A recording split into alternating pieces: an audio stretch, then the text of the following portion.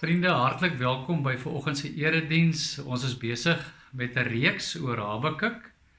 Ons het laasweek gelees uit Habakuk 1 tot so vers 11. Vandag gaan ons verder lees, Habakuk 1 vers 12 tot 2, tot die 4de vers.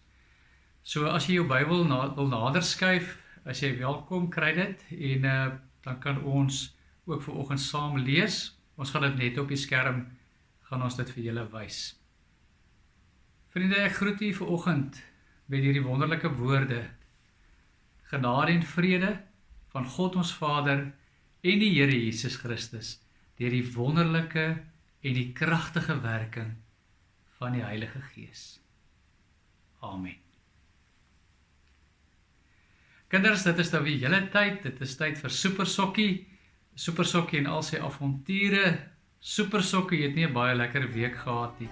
So kom ons luister, wat het met hom in hierdie week wat verby is, met hom gebeur.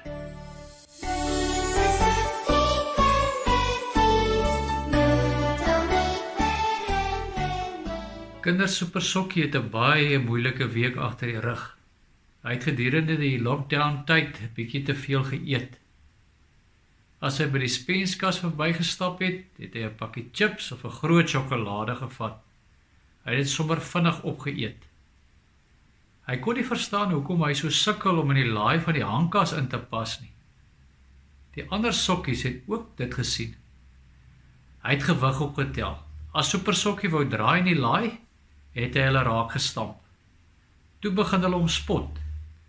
Skollie skoolsokkie en tienersokkie het hom Super Vet Sokkie genoem.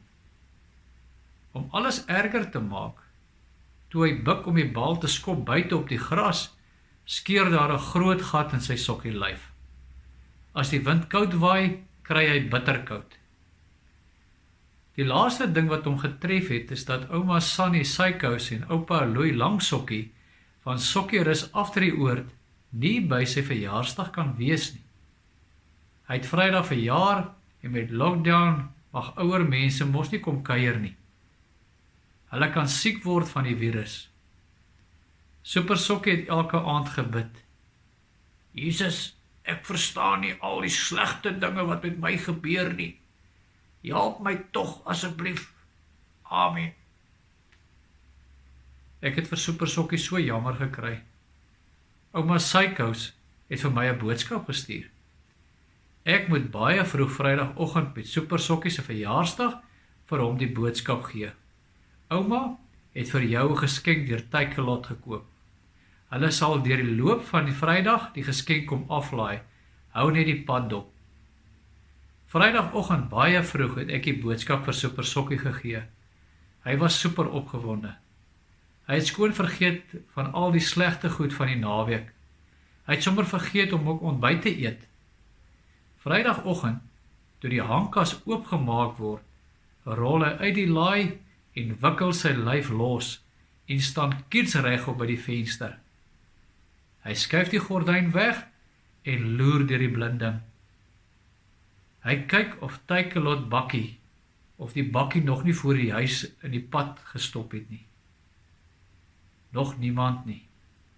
Jy moet geduldig wees, die bakkie sal kom. Elke 10 minute is hy weer by die venster. Nog niks. Die voordeur is later oopgemaak en Super Sokkie het met sy ronde sokkielyf vinnig tot by die voordeur gerol. Hy is by die deur uit en het op die stoep gaan staan. Hy het gewag en gewag en gewag. Ai, hy was later so moedeloos. Takealot moet sy naam verander. Na take a lot of time. Sy laaste probeerslag was om op die heining te gaan staan en wag. Daar het hy weer gewag en gewag. Later het hy baie koud gekry. Die wind het in sy geskeurde sokkielyf ingewaai. Hy wou net moed verloor. Maar raai wat, kinders? Daar kom die bakkie. Super Sokkie was so bly, hy spring sommer van die heining af. Boef, land hy op die gras. Hy kry sy geskenk en hy is so opgewonde. Ouma en oupa het vir hom 'n laptop gekoop. En natuurlik ook gare om sy lyfie heel te maak. Nou kon hy elke aand met ouma en oupa Skype. lang stukke met hulle gesels. En ook hulle sien, elke aand tussen 6 en 7 was Skype tyd. Nie later nie, want oupa kyk nuus en ouma kyk binnelanders. Sunny slaapsokkie het die gare gevat en Supersokkie se geskeurde lyfie heel gemaak. Haar ouma het haar baie mooi geleer. Nou was Supersokkie baie bly. Alles het uitgewerk vir die beste. Kinders Supersokkie was mos baie hartseer oor die week wat hy gehad het. Hy het elke aand gebid. Hy het geleer dat as jy bid, alles nie sommer vinnig gebeur nie. Jy moet maar partykeer 'n bietjie wag. Die Here weet wat die beste vir ons is. Hy sal op sy tyd vir ons help. Nie altyd soos wat ons gedink het nie, maar dit is altyd die beste vir ons en vir ander mense om ons.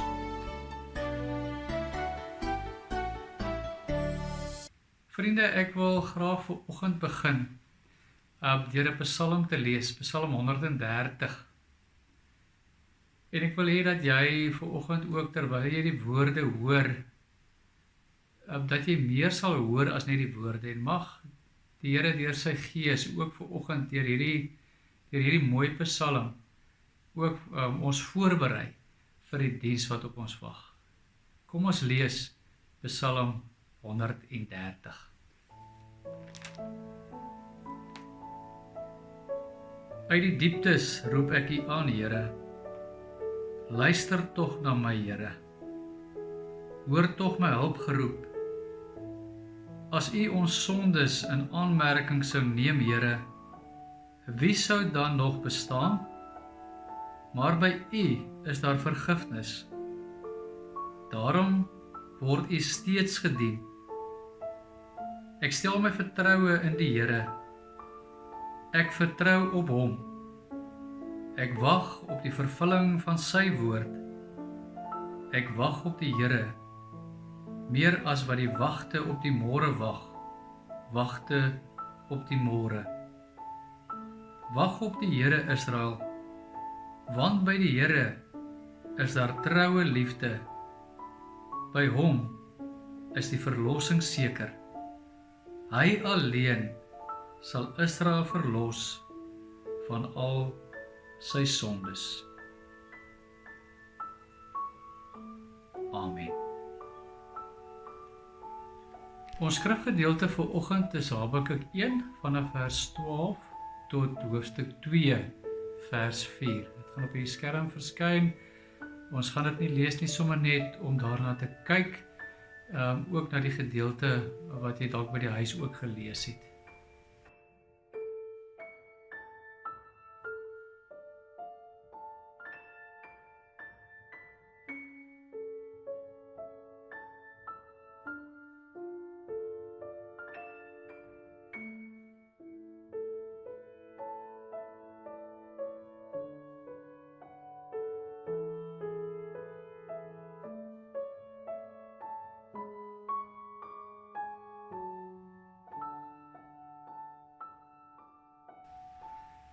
Vriende, Habakuk lees ons as 'n profeet van God, heel aan die begin van hierdie gedeelte in hoofstuk 1. Profete het 'n roeping van God gekry. Hulle word geroep vir 'n spesifieke tyd in die geskiedenis van hulle mense. Nou profete, wat baie belangrik is van hulle, is dat hulle in 'n baie intieme verhouding met God moet lewe. Hulle is tussengangers tussen God en ook die volk. Hulle is ook woordvoerders van God. Anderswoorde, hulle hoor by God, hulle hoor by die volk, en hulle is eintlik God se woordvoerders ook, wanneer hulle met die volk van God praat. Dan lees ons ook van skrifprofete. Dit is gewoonlik profete wat iets opgeteken het vir hulle tyd, maar dit was ook vir tye wat sou kom, wat sou voorlê. Nou ons het verlede week het ons gehoor hoe Habakuk besig is om met God te stoei, met 'n klomp vrae wat hy het. Ons het gelees dat hy in sy binnekamer gesprekke met God het. Hy praat eerlik, hy praat oop en reguit met God. Hy vra vir God vrae. Hy vra wat hom pla Want hy sien die onreg wat rondom hom gebeur, sien hy raak. Hy sien hoe mense uitgebuit word deur die onreg van die maghebbers. Hy kan nie langer toe kyk nie. Hy kan nie toe kyk hoe die onreg die oorhand kry nie. Ja, in sy gesprek met God gebruik hy sinne om God te beskryf. Hy praat van God as die een wat van altyd af daar was en is. Van die ewige God. Hy praat van, U is ons rots. Iets wat vas en stewig is, wat stewig staan. En dan vra hy aan God hierdie vraag. Hy vra aan God hierdie vraag want hy weet dat God sal luister en hy sal iets doen. Here, hoekom is U so stil? Here, hoekom hoor ek niks van U nie? Here, waarom doen U niks aan die trouelose mense nie? Ja, die Galdeërs kan mos nie die oorhand oor U volk kry nie. U is die God wat U verbond in stand hou en U is die een wat hierdie verbond ingestel het. U gaan nie nou van plan verander nie. Gryp in, Here. Ja, kyk na die slegte mense, hoe vernietig hulle ander mense se lewens. Gryp in, Here. Hoekom los U mense soos visse wat rondswem sonder 'n leier? Hulle gaan gevang word deur die wrede Galdeërs wat hulle verder gaan uitbuit. Hoe kan slegte mense die oorhand kry, Here? Kan ek vir jou vanoggend vra, het jy al so gebid? Het jy al so tot God gesmeek? Dalk is dit hoe jy vanoggend voel. Voel dat jy praat en dat jy bid en jy wag vir God se antwoorde, maar jy hoor niks nie. Habakuk doen wat 'n goeie profeet doen. Hy tree in vir sy mense. Hy bid vir hulle. Miskien voel jy vanoggend dat niks gebeur terwyl jy met God praat nie. Dat God ook stil geword het in jou lewe. Dat jy dalk ook teen die plafon vasbid en dat niks gebeur nie. Vriende, wat ons moet raak sien is dat Habakuk met sy vrae en sy onsekerheid na God toe gegaan het. Hy soek God op sy rots. Hy weet en hy glo dat hierdie God kan ingryp. Hy vra en dan wag hy. Dan wag hy op hierdie God. Ons lees ook, hy sê, ek sal wag. Hy wag op God se antwoord op al hierdie vrae wat hy vra. Om op God te wag in ons vinnige en kits wêreld is nie maklik nie. Alles moet vinnig gebeur. Ons wil nou gehelp word. Ons wil nou antwoorde hê.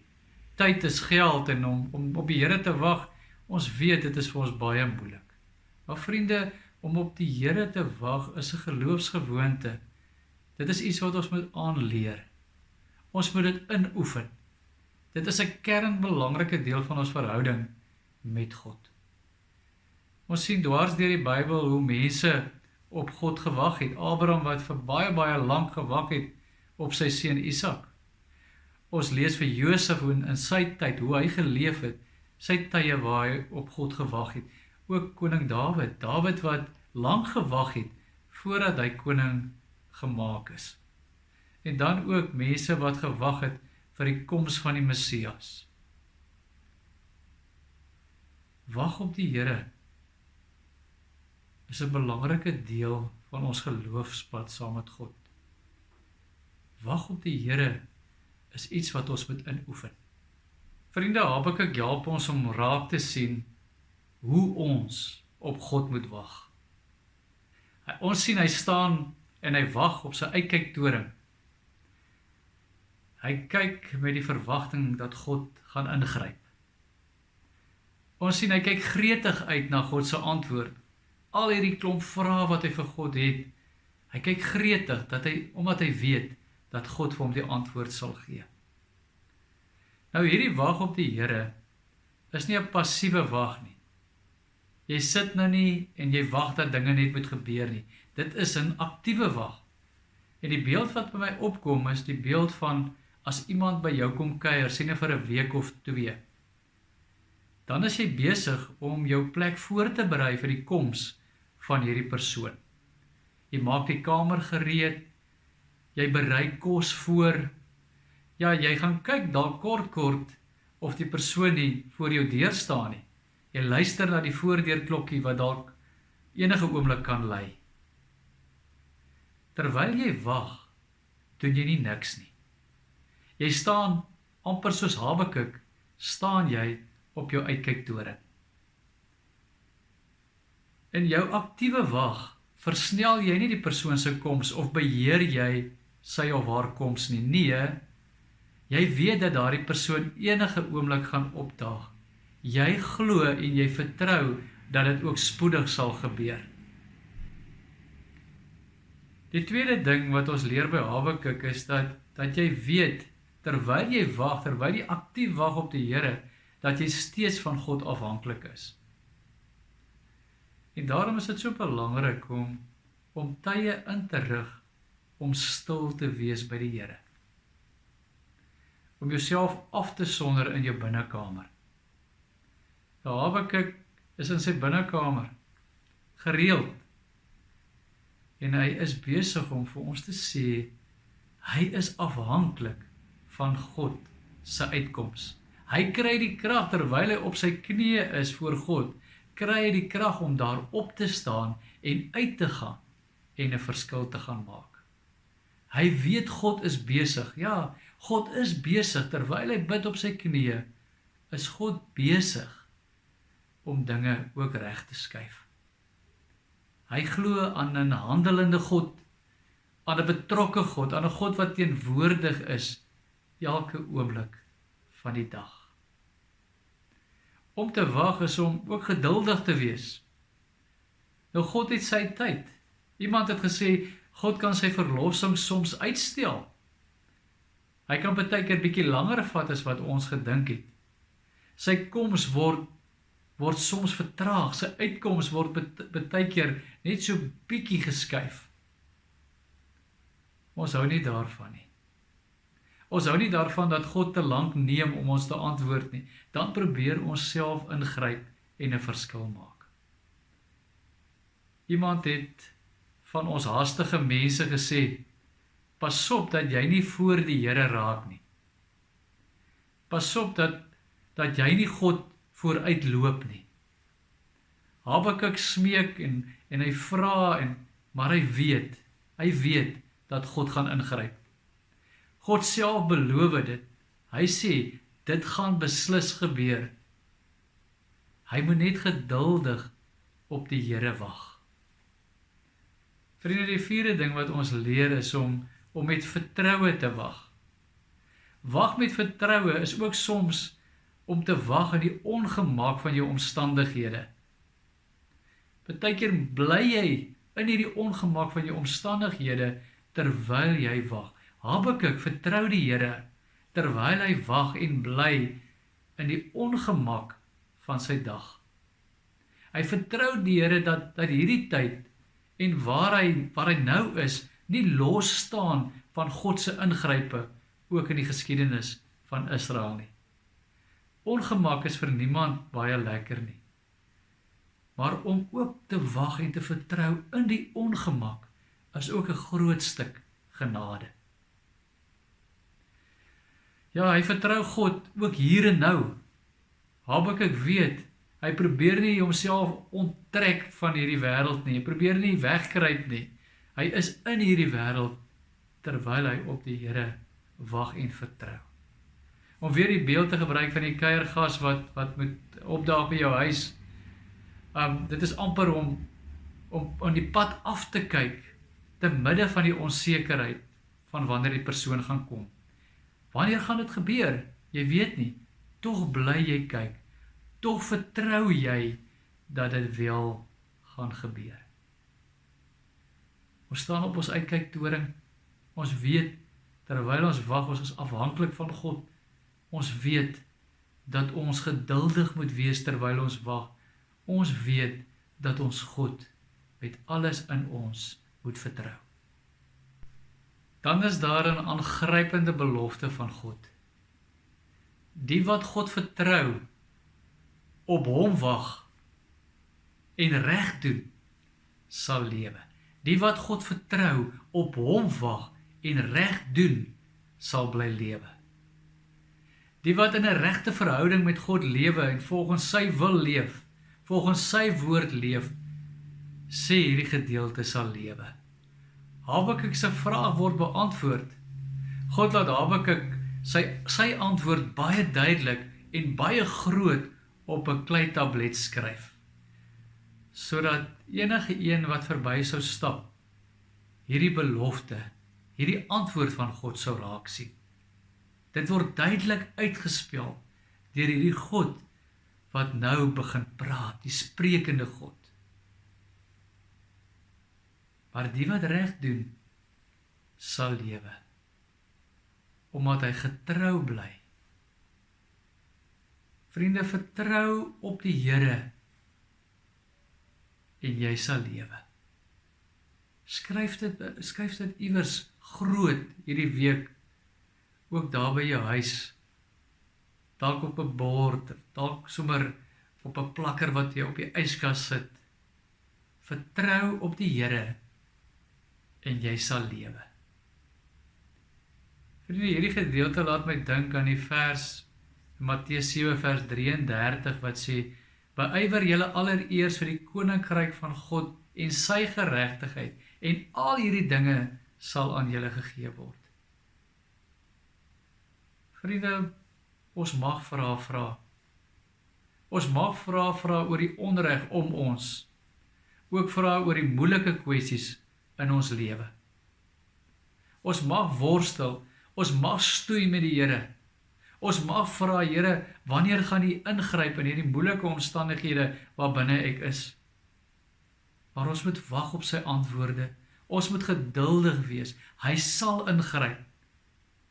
Hy sal uitkoms bring. Vertrou op die Here en jy sal lewe. Vriende, terwyl ons op die Here wag, moet ons hom dien met alles wat ons het.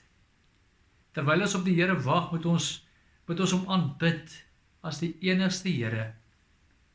Terwyl ons op die Here wag, op sy antwoorde, moet ons nie opgee nie. Moet ons in vertroue en geloof volhard. Ons moet aanhou en aanhou.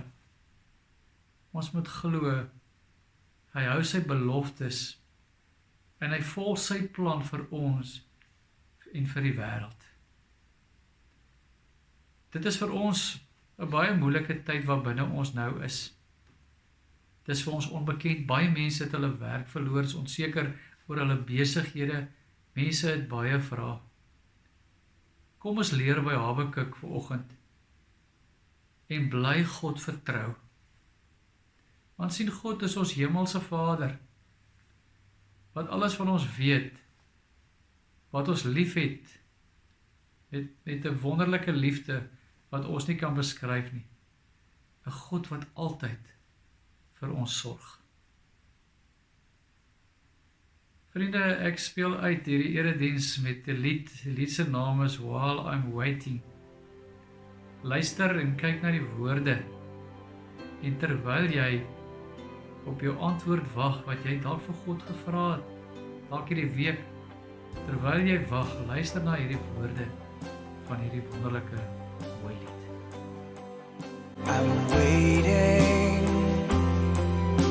I'm waiting on you, Lord, and I am hopeful. I'm waiting on you, Lord, though it is painful, but patiently I will wait.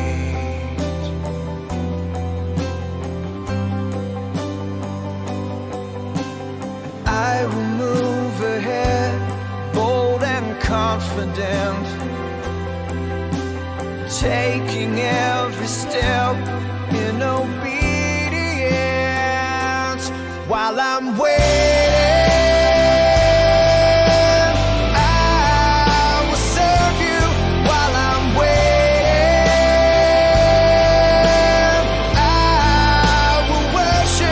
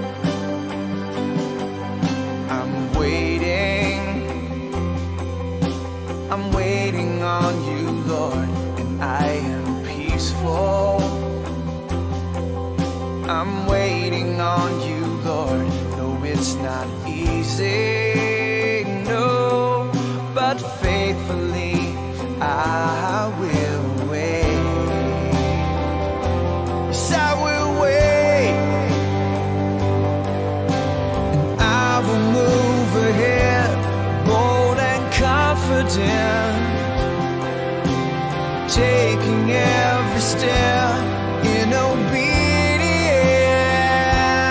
while I'm waiting.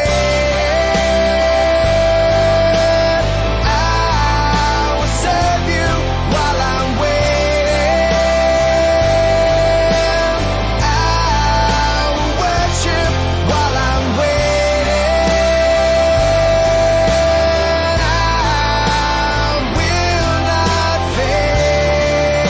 I'll be running the race even while I wait.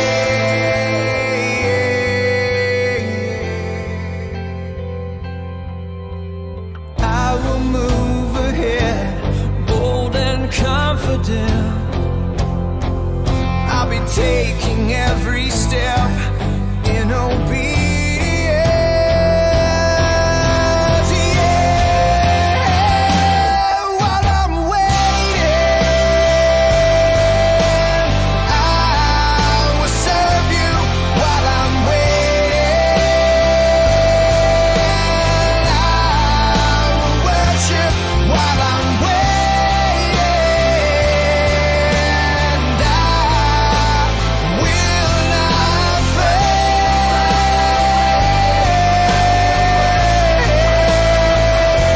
And I will serve you while I'm waiting. I will worship while I'm waiting. I will serve you while I'm waiting. I will worship while I'm waiting. I will serve you while I'm waiting. I will worship while I'm waiting on you,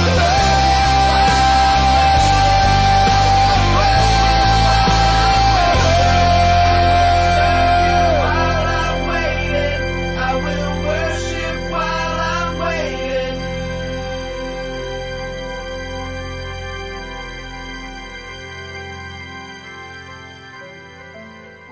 Vriende, ek seën julle ook vir oggend en vra ook vir die Here om op 'n wonderlike manier by elkeen van julle te wees, dat hy ook elke tree saam met julle sal gee.